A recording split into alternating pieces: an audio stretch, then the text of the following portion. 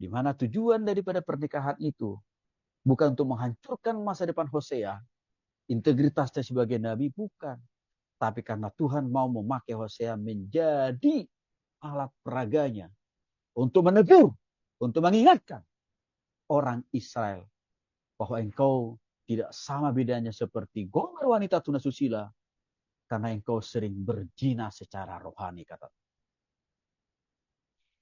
Sebenarnya perumpamaan pernikahan Hosea dengan wanita tunasusila Gomer ini sangat tidak enak sebenarnya bagi bangsa Israel. Karena kenapa? Mereka disamakan tidak jauh beda dengan wanita tunasusila. Gak enak itu Bapak Ibu. Tapi bagi Tuhan tidak ada kata lain, tidak ada pilihan kalimat lain selain daripada metafor atau lukisan atau gambaran dari pernikahan Hosea dengan Gomer wanita susila. Karena bangsa Israel itu memang senangnya bolak-balik apa? Kembali lagi ke dalam dosa yang sama, kalau enggak buat dosa yang baru. Maka Tuhan menyamakan mereka itu tidak ada bedanya, tidak ada ubahnya dengan seperti perempuan wanita tunasusila. Ini saya katakan tadi Bapak Ibu, hati-hati. Jangan sampai di mata Tuhan kita ini nggak jauh beda dengan Gomer yang suka berzina gitu loh. Karena kita nggak konsisten mengasihi Tuhan dan taat dan bertobat sama Tuhan. Yang kedua, istilah bersundal dan perzinahan banyak kita temukan dalam kitab Hosea. Yang mana arti makna daripada kata bersundal dan perzinahan ini adalah gambaran atau ilustrasi atau lukisan bagaimana orang Israel begitu seringkali, berulang kali mereka menyembah, menuhankan dewa-dewa atau ilah-ilah yang lain.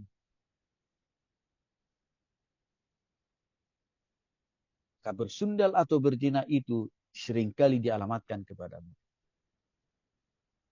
Saudara yang kasih oleh Tuhan Yesus Kristus, kita harus jauhkan diri kita dari label tukang penjina seperti Gomer ini. Dengan cara, janganlah kita suka kembali melakukan dosa-dosa yang lama atau juga membuat dosa-dosa yang baru. Yang ketiga, di dalam kitab Hosea juga dijelaskan tentang kasih setia Tuhan yang tidak berkesudahan. Versus ketidaksetiaan Israel yang seringkali berzina secara rohani. Apa artinya? Kitab Hosea ini fokus menjelaskan bahwa Allah itu setia.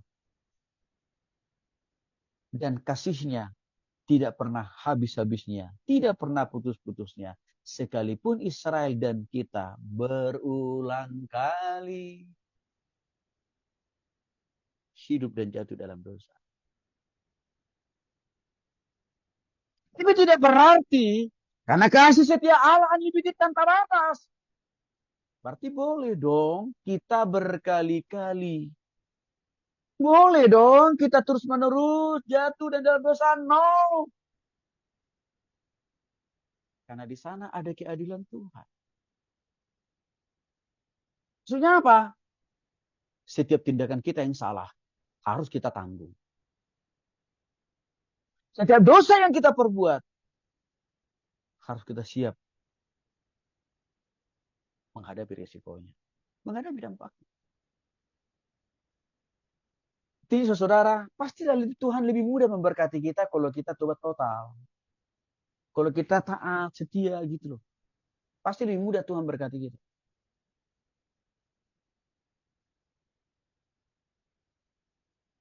Tapi kalau kita nggak tobat total, kitalah yang mempersulit tangan Tuhan memberkati kita. Saya kasih ilustrasi paling gampang. Seringkali kita memilih jalan tol daripada jalan biasa. Ya, karena kita tahu, sekalipun lewat jalan tol barang berbayar ya, tapi kita tahu, tidak bisa memprediksi berapa jam kita tiba di tempat. Karena di sana minim hambatan-hambatan. Itu ilustrasi. Kalau kita taat total sama Tuhan, Tuhan begitu mudah memperlancar hidup kita, usaha kita, bisnis kita, pekerjaan kita, pelayanan. Tapi kalau kita tidak taat, kita tidak tobat total, Sama ilustrasinya. Kita akan memilih jalan biasa. Yang penuh dengan apa? Rintangan, hambatan, macet pula. Maka seringkali mungkin kita apa? Gak bisa tiba di tempat-tempat waktu. Artinya apa? Berkat Tuhan. Berat, seret, lambat. Karena kita tidak tobat-tobat. Maka di bagian yang ketiga, pentingnya pengenalan akan Allah. Maksudnya apa? Kenapa bangsa Israel sering, hobi, gemar, berzina seperti kita? Pengenalan mereka. Karena pertobatan mereka kepada Tuhan belum sempurna.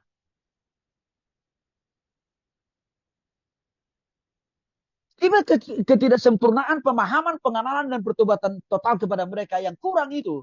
Maka mereka tidak paham betapa panjang dan lebarnya kasih setia. Untuk Bapak Ibu. Berkali-kali saya katakan. Orang Kristen yang murtad. Itu tanda. Pengenalan, pertobatan kepada Tuhan. Belum benar 100%. Orang Kristen yang masih lebih banyak jatuh terus dalam dosa. Itu bentuk konkret. Pengenalannya kepada Tuhan belum sempurna.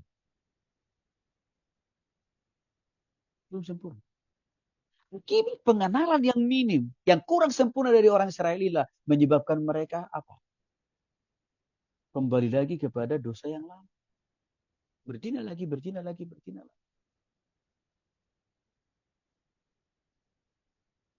Nah, walaupun memang Tuhan itu menunjukkan kasih-Nya ya, di tengah-tengah hukuman dan sanksi yang kita alami. Dia masih kasih nafas hidup. Tidak langsung dicopet, disikat hidup kita dari dunia. Tapi tolong jangan dipermainkan kasih Tuhan itu. Karena kenapa? Ada keadilan Tuhan nanti. Itu bicara hukuman atau sanksi. Di bagian yang berikutnya, yang kelima, penyembahan berhala atau Baal. Artinya, Tuhan menegur keras orang Israel dan kita. Kalau masih ngeyel menyembah Tuhan-Tuhan yang lain selain daripada Dia. Waktu itu bangsa Israel, hari Minggu udah mereka pakai untuk pergi ke gunung. Lalu di sana mereka memberikan persembahan kurban anak lembu kepada dewa, bukan kepada Tuhan. Jadi terjadi penyalahgunaan hari Sabat. Kan gitu. Sama jam sekarang. Orang Kristen juga banyak juga menyalahgunakan hari Sabat, hari Minggu. Untuk apa? Tidur. Karena dari Senin sampai dengan hari Sabtu kealasannya bekerja. Saya berharap ini tidak ada dalam diri kita ya. Apalagi misalkan saudara, wah, Senin sampai Jumat sudah kerja. Wah, apalagi kan Sabtu kan kita kuliah padat ya. Bahkan kita Sabtu itu banyak belajar firman Tuhan. Maka hari Minggu nggak usah baca firman, nggak usah berdoa, nggak usah ibadah. Ngawur itu namanya itu.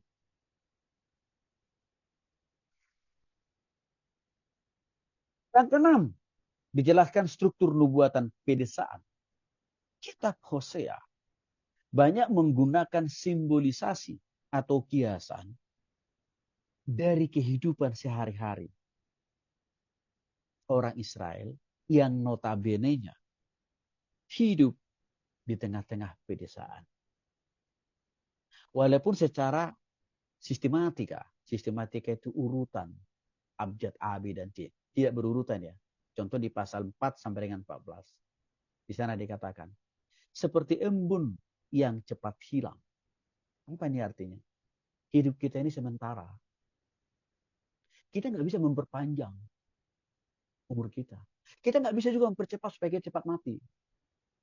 Kita juga nggak bisa mempercepat berkat Tuhan itu datang kepada kita. Kalau bukan atas kehendak Tuhan sendiri. Itu arti seperti embun yang cepat hilang. Maka dalam konteks ini, Tuhan mengingatkan, karena hidup begitu singkat, tidak bisa engkau perpanjang, tidak bisa juga engkau perlambat.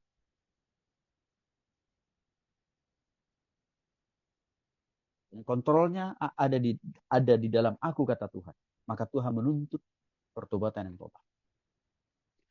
Yang kedua, ada istilah tanaman anggur yang subur. Ini menjelaskan kalau bangsa Israel itu taat sama Tuhan termasuk kita, Tuhan 2 kali lipat. Lebih mudah, lebih cepat memberkati kita. Istilah ketiga, singa yang menerkam. Ini adalah gambaran.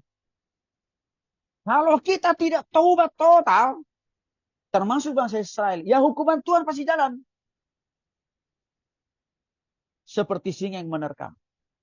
Tidak ada pemberitahuan, tidak ada konfirmasi, tidak ada pengumuman. Ya termasuk, ya suka-suka singa itulah. Itu gambaran bahwa ketidaktotalan kita bertobat dan berubah di hadapan Tuhan. Maka Tuhan pun akan menghukum kita. Seperti singa artinya apa? Bisa lebih cepat. Bisa melampaui daripada apa yang kita pikirkan, apa yang kita bayangkan. Saudara dikasih oleh Tuhan Kristus, kalau kita lihat dari poin yang ke-6 ini. Tuhan seringkali menyampaikan pesan-pesannya tidak jauh memakai ilustrasi, istilah-istilah lain. Tapi seringkali Tuhan memakai ilustrasi atau perumpamaan yang dekat dengan diri kita sendiri. Salah satu tadi kita sudah lihat, ya kiasan-kiasan kehidupan di dalam dunia pedesaan. Ini tujuannya memudahkan kita memahami dan mengerti firman itu. Dan juga bagaimana kita mudah mempraktekkan firman itu sendiri. Lalu yang ke-7, panggilan pertobatan di pasal yang ke-14. Sudahlah. Pasti susahnya bertobat total. Apa sih susahnya berubah? Toh juga.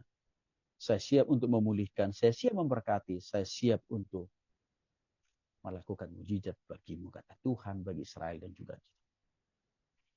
Jadi bagian yang ketiga, kasih Allah yang tidak berubah dan berbelas kasihan. Artinya sekalipun bangsa Israel dan kita tidak setia. Lagi-lagi Tuhan itu tidak langsung mencomot nyawa kita dari dunia ini. Enggak. Kita masih dikasih nafas hidup, kita masih dikasih kekuatan kesehatan. Cuma agak serat ekonomi kita. Itu aja kan. Jadi ini contoh kasih setia Tuhan. Sama contoh paling konkret. Kita punya anak. Kalau anak kita salah, kalau kita orang tua yang waras ya, yang benar, pasti kita ingatin. Ya kan? Pasti kita marahin. Tapi sekalipun kita marahin, tidak langsung kita racuni, kita bunuh kan anak kita itu. Tidak langsung kita usir pula dia dari rumah. Kita tidak langsung buang pula dia dari keluarga kita. Enggak kan saudara. Masih kita kasih kok dia makan 3 kali sehari. Masih kita biayai ke uang sekolah, uang kuliahnya. Itu bentuk konkret kasih Tuhan. Sekalipun kita salah, kita harus siap disiplin kok. Tetapi Tuhan tetap tidak membuang kita. Tapi sekali lagi, tolong. Jangan ditafsirkan. Kalau begitu Pak Tony, salah aja kita terus. Kan toh juga Tuhan masih berikan kita nafas hidup, kekuatan, kesehatan. Hati-hati, itu pasti pemikiran yang sesat. Itu berita hoax yang dibangun dan disebarkan oleh iblis ke pikiran kita. Kalau cara berpikir itu yang kita punya, tentu keadilan Tuhan pasti datang. Jadi bicara hukum. Itu yang sebenarnya kisah yang apa yang dilakukan oleh Tuhan itu seringkali kita terapkan, seringkali kita aplikasikan, seringkali kita untuk mendidik anak-anak kita sendiri. Bagian yang keempat, pemulihan dan pertobatan. Saya ulangi pakai ilustrasi, kita orang tua menghukum anak kita karena salah. Setelah anak kita itu sadar dan menunjukkan buah-buah pertobatan dan perubahan dari kesalahannya, tentulah kita orang tua akan memeluk dia kembali.